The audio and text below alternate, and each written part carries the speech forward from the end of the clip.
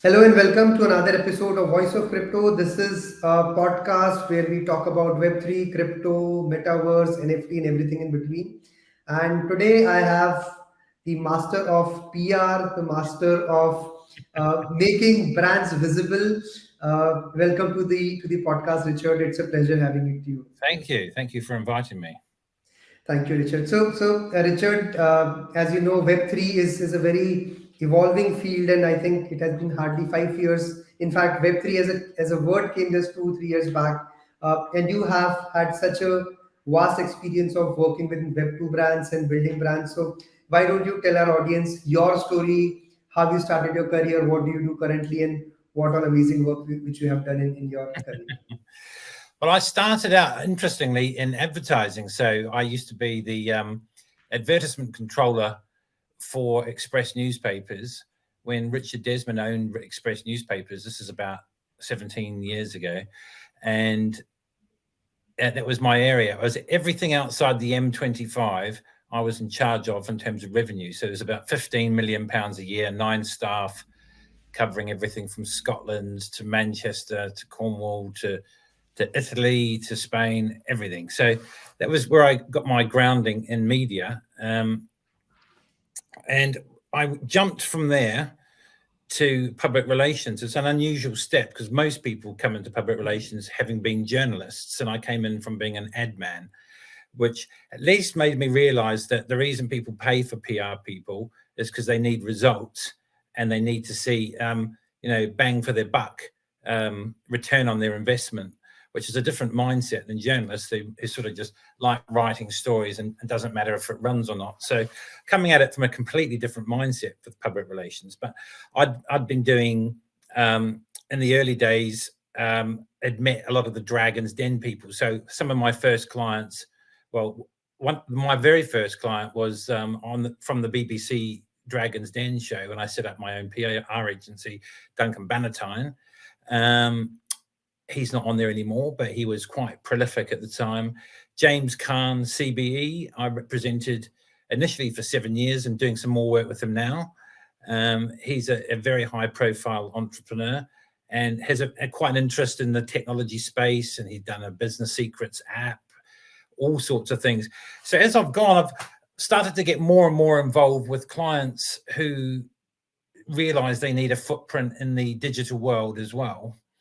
And my approach to PR is always no nonsense and quite outside the box, if you like. I find everyone in the crypto space, Web3 space, seems to be quite outside the box as well. So it's very much a state of mind with a lot of people.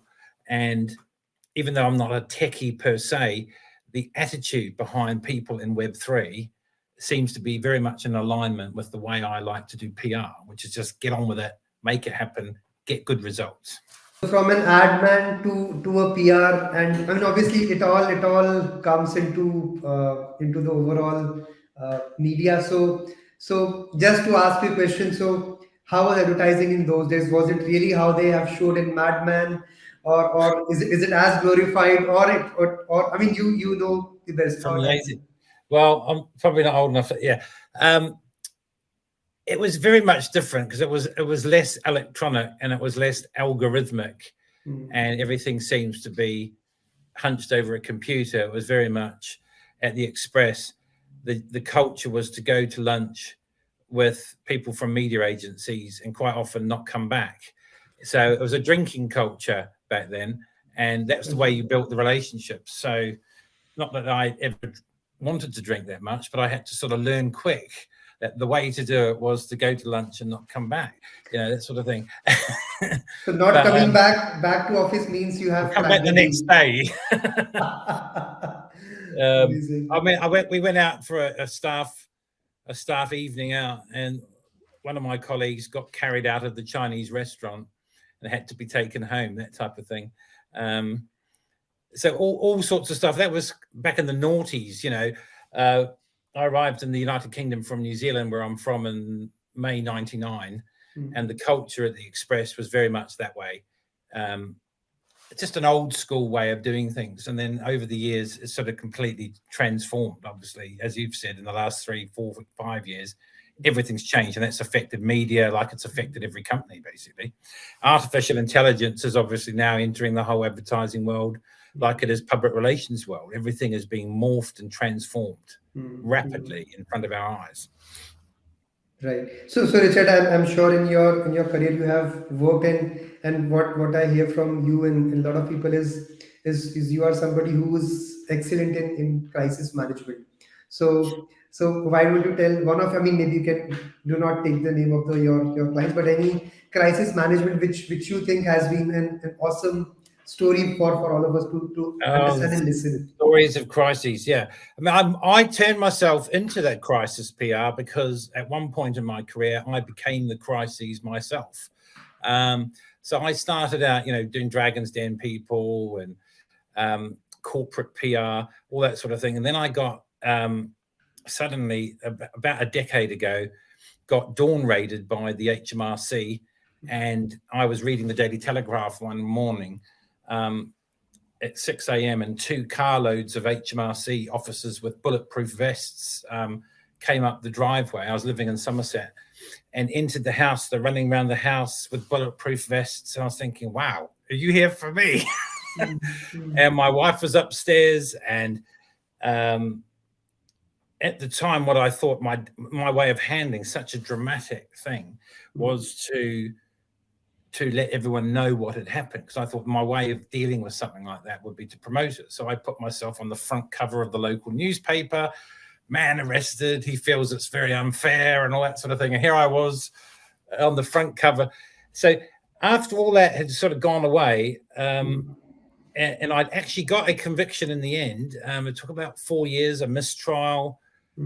Luckily, very luckily, the judge realized there was a lot going on, maybe not completely visible to a jury, and I got a suspended sentence, but my personal reputation was in tatters.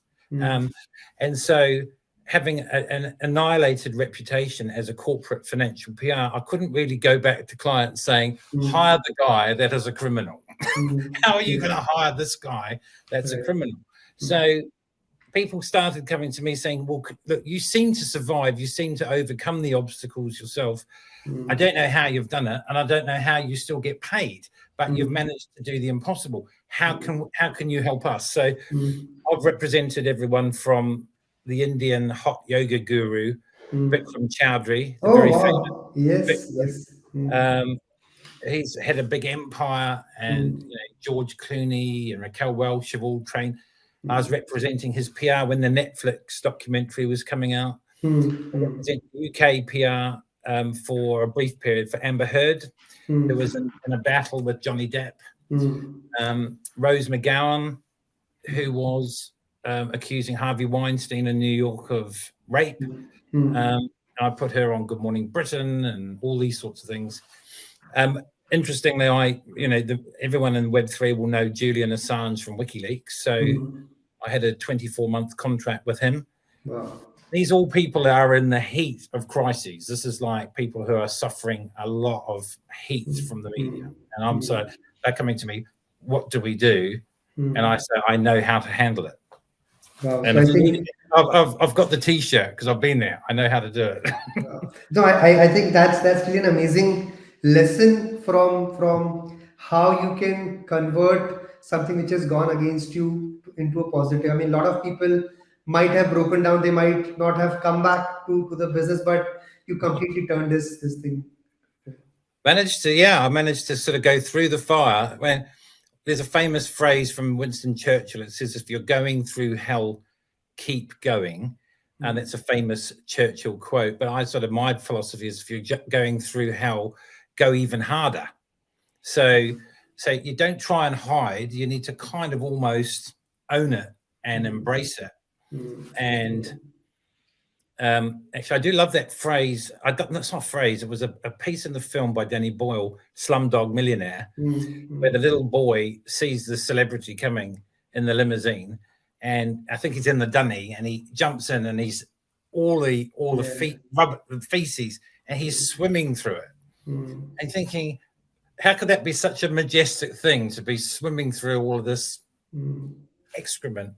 And it was kind of an interesting parallel with someone who's in such dire straits that they feel like there's no way out. Do not crawl, hide up a drain pipe, and become a shrinking violet. You have to actually come out and actually fight it. Otherwise, you will be crushed. So that's this very simple philosophy on how to handle crises, in my opinion. It's basically sort of like opening up, not closing down. Understood. So Richard, I mean, you have worked with so many celebrities, so many high profile cases, and when you so my question to you is, when you talk to them, when you handle them, I'm sure there is a bias which comes in. We all are human being. Sometimes it might be bias of what you have heard about them. So how do you keep Richard the person away from Richard the professional when you deal with these kind of things? Well, I do. I mean, it's interesting because I do work with people across the spectrum, and lawyers never seem to have a problem representing axe murderers.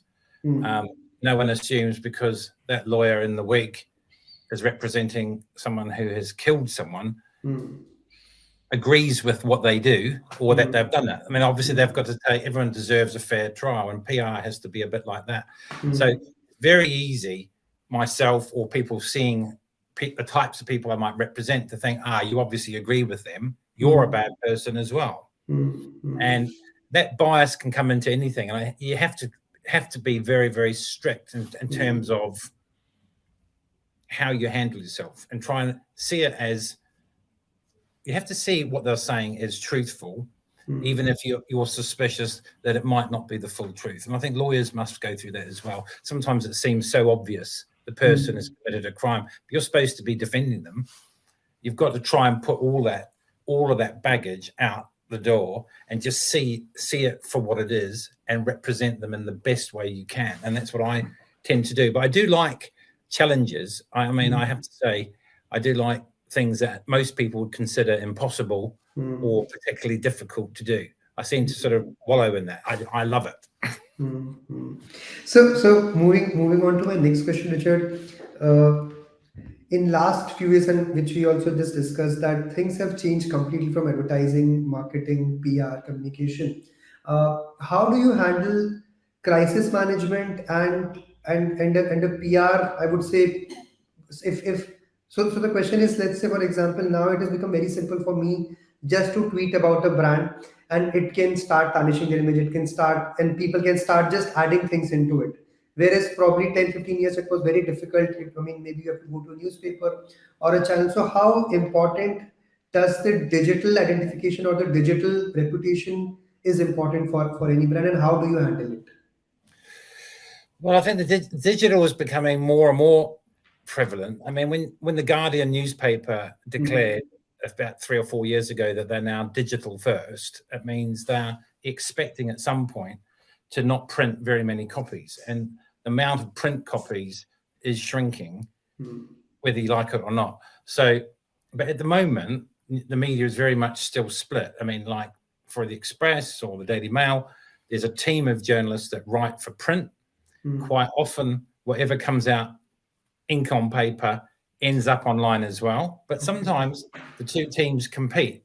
So the online only team have their own journalists that write their own stories and compete with the print stories. And quite often I'm seeing situations where things that run in print don't even go online at all.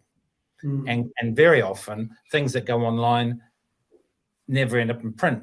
And I think that is going to merge at some point, because there's still mass redundancies going on. Chat GPTs come in. It's threatening journalists' jobs. There's lots of talk at the moment that, MSN from Microsoft isn't using real journalists anymore. It's only using artificial intelligence. Okay. I mean, what a challenge. So you've got a digital platform publishing stories. You've got the humans being challenged, saying, we don't even need you. I mean, where is it all heading? But I think this whole digital first thing the Guardian adopted is kind of taking a hold at the moment. The Mail online has become a big global brand, with the Daily Mail print edition sort of over here, and the Mail Online is now a big, you've got a US department. That is where it's all heading. It is heading towards digital because it's convenient and it's cheaper to publish, obviously. And also, Richard, I mean, what we have been seeing is the monopoly of Google specifically on advertising, because for an online print publication, the only source of income becomes advertising, because you cannot have, I mean, obviously there are certain brands who started doing subscription model, but since industry is always been dominated by advertising, what are some other revenue models which you see for online publications as well, which are happening currently?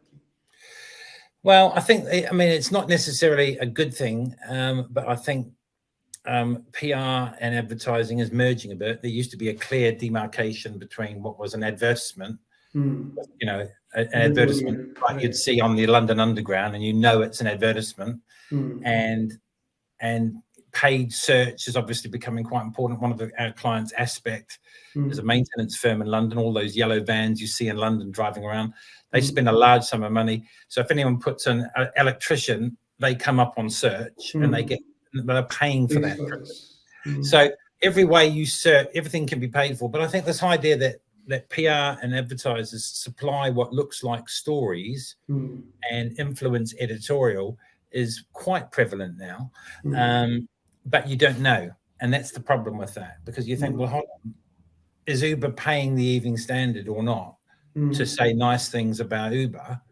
Or is that really what the journalists think? And there's a lot of that stuff behind the scenes, which is becoming a bit grey area, where advertisers are paying to influence the editorial, and sometimes supplying all the pictures, supplying all the words, written like a journalist would write. Journalists need to do very little other than just change it. But there's all this financial arrangement. But I mean, it's interesting because there's a company that I've got an alliance with called PR Fire. And I'm colleagues with the owner, and they have always been doing their thing for B2B companies, a lot of them with digital footprints. And what they're finding is that they're getting more lawyers and more big PR companies coming to them for pay-to-play PR services because online is becoming so prevalent. And what people are doing is they might own particular websites where they can control what content is on those websites, and they can push down negative stories by buying access into particular publications. That type of thing is happening more and more. And they're noticing that more lawyers and more, so that shows you that online reputation, as we go more digital first now with publications, is becoming more and more important for people to protect their reputations. Understood. So Richard, now moving from Web 1, Web 2, Web 3, and as I said, Web 3 as a keyword has just come in last 2-3 years. Before it was all crypto, and crypto as a word has always been seen as in a negative connotation. And that's why I think people started calling it Web 3 to make it more interesting. It's a marketing term which has been created. But what are your some thoughts, lessons of how crypto, Web 3, how the perception can be completely changed in front of governments, in front of people who are not Web 3? We all call ourselves Web 3 crypto, but still outside our own inner circle, people still see us as scammers. So what scammers? It's a bit Wild West still, isn't it? And with regulation kicking in hard, with CBDCs, everyone seems to be trying to do it. All these countries are suddenly deciding we're going to have a digital currency. I mean, that's what's going to force mass adoption. If you've got a situation where everyone has to use a digital currency organized by the government. So, and I don't know how long it's going to take to bring that in and how much resistance there's going to be there. I think there's going to be always alternative rebellions against the CBDC. And that's where the crypto community will kick in strong and hard. While there's always an internet and there's always encryption, you can duck and dive and hide and create islands of rebellion from this centralized CBDC. So it's coming whether you like it or not. And it's where where everyone sort of like ends up after regulation thinks it's sort of cleaned it up. But I'm not going to be able to clean it up totally at all. I think there's going to be massive rebellion, and that's where the opportunity lies. At the moment, there seems to be sort of like almost an even split as well. It's like I've got involved with like Black's, the only private members club in the United Kingdom for the crypto sector. Yet there's a very much dividing line between the Bitcoiners and the cryptocurrency people. The Bitcoiners hate cryptocurrency people. They just like a passion. It's like almost like Republicans and Democrats in America. They just don't like each other. So it'd be interesting. I mean, Bitcoin even has its own NFTs now. So it was all Ethereum, and now it's Bitcoin can do it. So it's like this war. But I don't know. What do you think about the CBDC thing bringing on mass adoption? No, I really think CBDC will bring in a lot of mass adoption, but still, I mean, the whole purpose would be lost. And I am not somebody who is a hardcore fall of privacy, but I think the whole narrative which was created for Bitcoin, for cryptocurrencies, if that CBDC comes into picture, but yes, it will bring in more people. And what I think it could also lead, for example, what I see CBDC could be like what mobile phones did to internet. So mobile phones is something which brought a lot of mass adoption, and then you can move it. So, but I think it all depends on how people take it and how the narrative is being built in the next few years. I suppose it all depends on the interface, how simple the interface is, and this interface is not simple at all at the moment. It's quite confusing. I mean, the adoption is so small, but the interface isn't there. So it's just not simple. You know, people who are not down the rabbit hole just don't know how to even get involved. Correct. So Richard, when you talk to all these clients of yours who are from Web2 or traditional brands, do they understand crypto? What are their opinions about crypto? Are they scared? Are they still sitting on the fence? What is happening in the real world outside our own circles is what I want to. Well, we've had a good example is a client of ours, Penderyn Distillery, which is the Welsh whiskey company, and they got approached by Piverse.io, which is a Dubai company, and to make NFTs to back or act as digital certificates for their 20-year-old whiskey. So it's an investment. It might be in a vault, so you don't necessarily hold it in your house. It might be in a safe vault, but your NFT acts as your ticket and gives you all these extras as well. So, and they don't know anything about NFTs. They're green as grass at the time. So Private said, "Don't worry, we'll do it all. We'll do it everything." So, you know, and I've been working with Penderyn for all these years. They did do everything, and they pushed it into their Discord community. We did a launch with a whiskey tasting at Black's in Soho, and it was novelty as well because it gave them a sort of Crypto AM had written about them. I should have spoken to you at the time. I hadn't known you at the time. I do now. But that's a perfect example where, and this is where NFTs seem to be sort of resurfacing now, rather than their reputation's been smashed up. I mean, they were in crisis. Everyone's saying NFTs are rubbish, but now suddenly they're becoming authenticators of real world assets. You see Jade City, real jade backed by NFTs, whiskey backed by NFT. I think that's quite interesting. And I can convince my clients to do that, and have started to do that as much as possible because I just love the idea of hybrid. So things like that. But we've been working on pure NFT play as well. We did the European PR for Orange Comet in Los Angeles, and they launched the Sir Anthony Hopkins NFT series, Archetype, which we got good press on that. That sold out. It was the fastest selling out or minting in OpenSea history, 7 minutes. Obviously, they had a really strong whitelist, but still, it was a good project to work on. So we're getting more involved with Web3 and learning as we go. Exactly. And Richard, a lot of people who listen to this podcast, who come to this channel, are new entrepreneurs who are starting in Web3. So and what I have seen in last 4 or 5 years in my career in crypto and Web3 is 80% of people who come into this industry, they come from a tech background. So they are very good at their technology, they're very good at the product, but they suck at marketing. And I'm in fact, I'm not a tech guy, and I only understand marketing, and that's why probably I would say I'm still happy of what I do.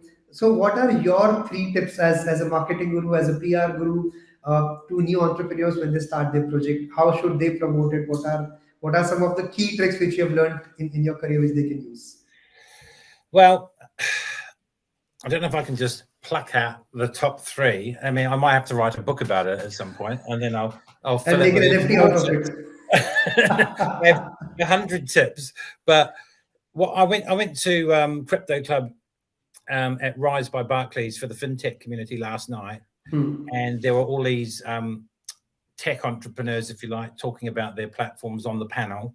And it's from a PR point of view, there are people there that are down the rabbit hole, there are in the space, and they still couldn't get what a lot of them were doing. And I'm thinking, your message has not been simplified enough for even people in your sector to understand what it is you do, let alone normal members of the public. So it's that kind of single message, the single story.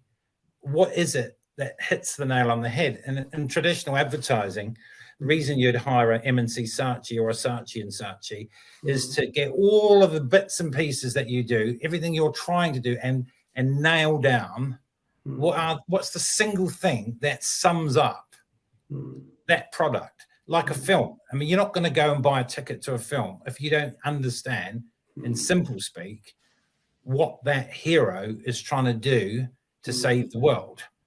And I was looking at all these payment platforms and thinking, how can I come out thinking I don't know, having watched it for 90 minutes?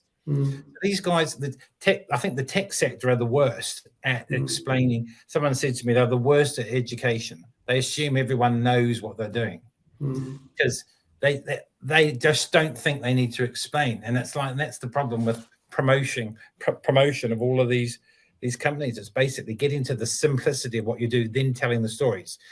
Also, I think having characters is vital as well. I mean, I love the fact, I mean, I've won IVE.1. The founder and the CEO is a guy called Fong Dao. And almost sounds like a made-up name, and his brand is incredible. And he's had really good, high-quality studio photography done of him. And he happens to have a mop of grey hair, silvery grey hair. The first thing he said to everyone in the audience was, I want you to know this is my real hair. So he is a brand. He is like a Elon Musk, and he becomes the personification of the app or the brand that he's promoting.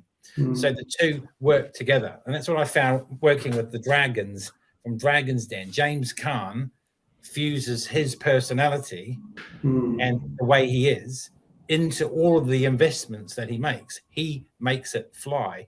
And I think people in Web3 have to realize, if it's not them personally, maybe find a spokesperson in your company that represents the ethos properly, because people love stories about people more than talking about widgets or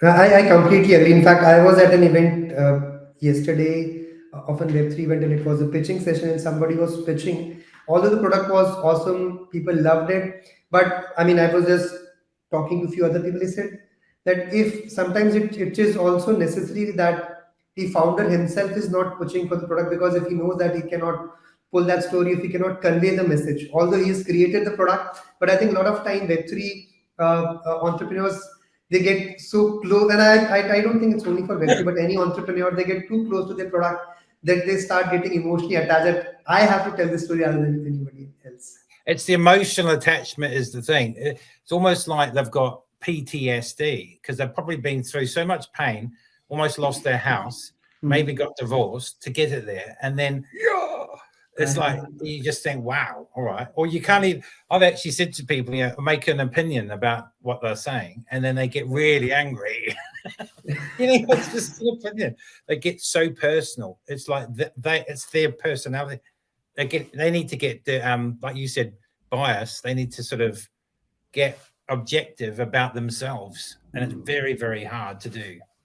Correct, correct. So Richard, you have been into media from such a long time. How do you think blockchain technology, crypto, can be used by media industry to make it better, to make it more approachable? What are your thoughts? And then and we are just discussing these are thoughts which might not be practical today, but it's just the ideas which can work maybe tomorrow on the technology. Well, it seems to be. I mean, I'm going to be doing some work. The first film to be made fully financed by NFT is happening, and they're in talks with us, helping with the PR for that as well. I mean, they've already raised $950,000 US dollars. It's the first Hollywood film to be fully financed by an NFT. Wow. So it's democratizing creativity in many ways. It's like decentralizing, allowing people to get involved and have more ownership of content. So this will become a feature film with a proper director, and the whole thing has been financed like a crowd fund, but by an NFT. I think that's going to be the future, because all the big studios are now thinking, well, this is an interesting business model. How do we get involved with that? Because I think people will see that as a better way, NFT, blockchain, whatever, giving more ownership of their customer base with the content. So they become more of like a partner in the creation of the content itself. And I think that's where the whole decentralized thing comes in. I think with creatives as well, it's democratizing creativity, and that people can receive better returns for their content.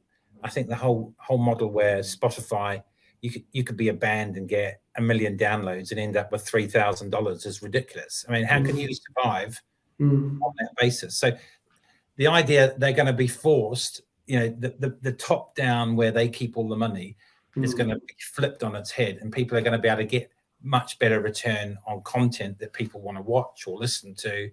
All of that sort of stuff is going to be forced on the industry, and that can only be a good thing, really. And I just think it's making a sort of more liberal, more open, creative space in many ways. And payments are going to become faster, less fees. I mean, anyone who's going to survive in terms of a payment using blockchain is going to be able to deliver payments almost instantaneously, not taking 5 days to arrive in your account, not trying to take 5-10% of the transaction fee. It's going to be pennies, hardly anything. And these are all the disruptive technologies that blockchain and all of that seems to be fueling. And it's coming whether they like it or not. And I think that can only be a good thing, to be honest. The brands that embrace it will survive. So what are some of they'll thrive. Sorry, man. So what are some of the biggest brands which you are seeing in who are moving towards and who are crypto friendly, who are NFT friendly? I mean, obviously we have seen bigger brands like Adidas and Nike, but what are smaller brands also open for this jump from Web 2 to Web 3? Well, I mean, I created something. I mean, you would know Balbir, of course, Balbir Singh, who introduced me to House of Lords, APPG, Metaverse, and Web 3.0. And he's part of Web 3 Inspire, Julian Asher. And I co-founded the Children's Parliament as a Web 2 idea. Basically, it was a big MS Teams environment. And I went to the APPG with Baroness Uden and took the young kids, who are all 7 to 11-year-olds, to talk about Metaverse and online safety, and was amazing. And I'll share the video with you so you can see it. I think you might have even talked to the child MP. But where we're going with that is, I think there's an opportunity to sort of link brands discreetly to this whole play on the metaverse. So we're working with Roblox and putting the metaverse concept on Roblox. There's a new play in the phygital fashion called phygitaltwin.io, which is not Adidas. It's a startup. Their technology is more advanced in terms of crow factories printing garments that are created by the children.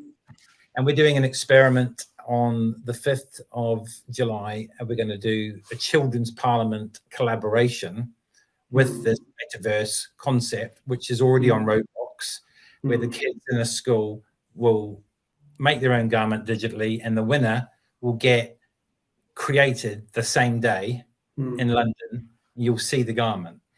And that's a new brand, digitaltwin.io. You know, that's not Nike, that's not Adidas. That's a new brand that's come along, which was quite exciting, I think. So I'm assuming these new brands, because it is faster for them to move. They're usually founder led. It is Correct. easy for them to move rather than having that lot of things in between and then moving to it. Exactly, but they've got to keep innovating so they stay one step ahead, because it's a frenzy, isn't it? I mean, it's like in PR, journalists are overwhelmed with the volume of new PR companies, because everyone can send a press release. They can automate the releases. They know when the journalist opens, because they can see through software on Google Map, on Gmail, what time they've read it, and the volume of, and it's like that with a new startup. If anyone innovates anything which is one step ahead of the competitor, then everyone's looking at them. So you've got to keep constantly fueling the fire. So it's quite a frenzy. You really have to sort of like be quite agile. But the smaller ones, using AI and using different suppliers from different parts of the world, can definitely move faster than the bigger brands that are like ocean liners. They can always stay innovating, and they can do things. You have to stay ahead of the wave, though, don't you? You have to be one step ahead the whole time. Exactly, Richard. So as we come close to the podcast, I think we should have one more specific podcast only talking about media, which will be really fun for me also to learn a lot of things and know what possibilities this brings. But my last question to you are actually two hypothetical questions. If I give you a time machine, and if you could go back anytime back in your life, where would you go back and what changes would you make? And the second question is, in the same time machine, if you can go 10 years ahead, where do you see yourself? Where do you see your company? Where do you see the whole Web3 moving towards? Well, I go back to Tudor England, probably King Henry VIII. And I don't think I'd make many changes. I think they did it perfectly well just then. I don't like the idea of changing the past, because we probably wouldn't exist now if we did. It's like Back to the Future. It's all about trying to keep it as it is, not change the past, because I don't want to change the outcome. But the future, I think we'll be one of those companies that take advantage of all content providing to the media, acting more like a news organization rather than a traditional PR, but ethically. And that's where a lot of people are going. There's lots of problems with artificial intelligence, with ethics, and there really is dangers ahead. I think we can become a big player, harnessing our AI and humans and content and digital platforms that we control and own, and that fusion of all these disciplines is happening, and we'd like to be one step ahead of everyone else on that journey. And that's why we've jumped in head first, immersed ourselves in the Web3 space, because that is the future. Undeniably so. We're only months and months or a year away before mass adoption, and so we're already part of the community before it breaks, basically. Right. On this note, Richard, we wish you all the best from Voice of Crypto, and may you bring in a lot of new Web3 brands and do amazing work so that it reaches mass awareness. And if people want to get in touch with you, how can they get in touch with you? Go to www.6hillgrovepr.com.